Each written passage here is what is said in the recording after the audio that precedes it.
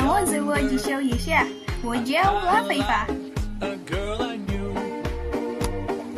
Gue yakin banget, kalian pasti pernah ngalamin kejadian yang membuat kalian tuh kepikiran, andai gue bisa mengulang waktu itu kembali. Ya, gue salah satunya.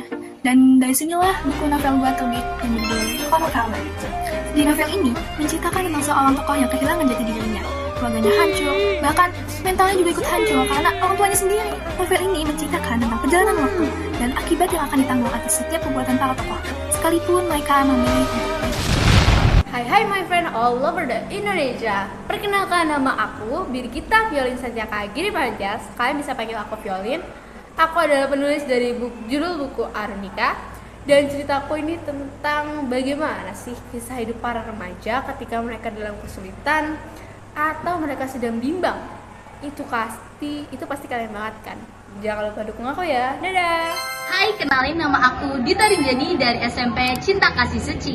Di sini aku mau kenalin novel aku nih yang berjudul 1000 Dongeng Kunantikan Untukmu Mama. Nah, ceritanya itu dari pemain utamanya yaitu Nacha yang mengalami kecelakaan mobil. Lalu dia diperlihatkan flashback dari dia lahir sampai dia dewasa. Namun, dia juga diperlihatkan di masa kehidupan mamanya di SMA. Jadi endingnya kayak gimana nih? Kalian mau tahu gak? Ayo baca! Hai semuanya, aku Aira.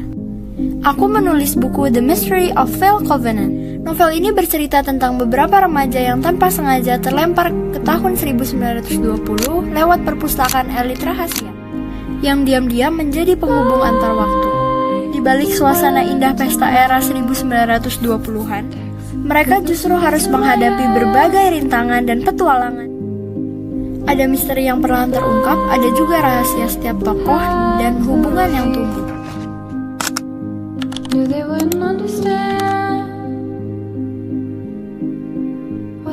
Sahabat literasi, perkenalkan nama aku Izuda Syafitri. Aku di sini sebagai penulis cerita kategori novel yang berjudul Asrama 444. Novel ini menceritakan tentang perjuangan 3 orang sahabat yang saling melindungi dalam teror dan juga misteri yang ada di sebuah asrama. Asrama ini memiliki 3 lantai dan juga 502 kamar di dalamnya. Asrama ini adalah asrama yang luas dan juga sangat besar. Nah, dari sekian banyaknya kamar asrama, mereka memilih kamar nomor 444. Sebelumnya, salah satu dari mereka tidak ingin tinggal di kamar nomor 444 karena dia itu adalah salah satu anak yang masih percaya tentang hal-hal mistis. Bagaimana sih kehidupan mereka di kamar itu? Apakah mereka akan percaya dengan temannya atau ada yang lain? Rahasia di balik semua itu? Nah, kalau penasaran, mari kita beli buku ini dan juga baca selengkapnya. Kalian tahu gak sih hal apa yang paling susah diperbaiki kalau udah terlanjur pecah? Jawabannya ada di buku aku.